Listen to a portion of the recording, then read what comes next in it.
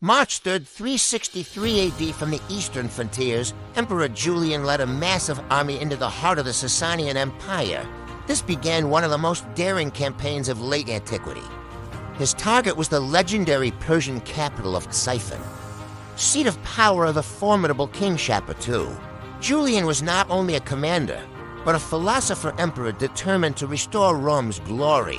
He challenged Persia's dominance in the east. This march would test the limits of Roman ambition. Roman armies had fought Persia for centuries, but few had dared to strike so deep into Mesopotamia. Julian assembled tens of thousands of soldiers, elite legions, cavalry, and allied contingents. They were supported by a massive fleet moving along the rivers to supply the advance. Moving with speed and discipline, the Romans captured fortresses and outposts along the route. They pushed steadily toward them. Persian heartland, the campaign seemed unstoppable. Rather than wait for Persian forces to attack, Julian chose boldness. He crossed deep into enemy territory, hoping to defeat Shapur II before the Persian army could fully assemble. The strategy relied on speed, surprise, and Roman discipline, but as the army advanced, supply lines stretched dangerously thin. Persian forces avoided direct confrontation, instead harassing the Romans. They burned crops and poisoned wells, a strategy designed to exhaust the invaders at last. The Roman army reached the walls of Ctesiphon. It was one of the richest and most heavily defended cities in the world.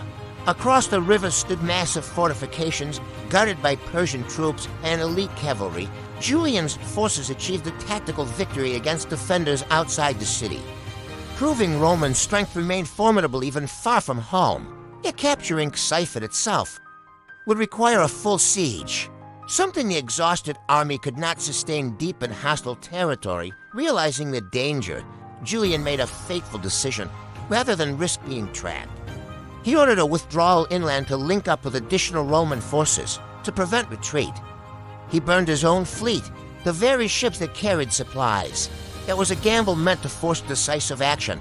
Instead, it sealed the army's fate as the Romans retreated through scorched land under constant Persian attacks. Hunger and exhaustion took their toll.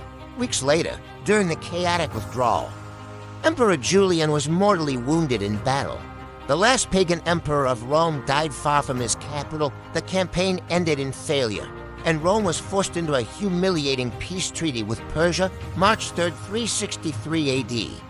A bold march into enemy lands, an emperor chasing glory, an army trapped by its own ambition.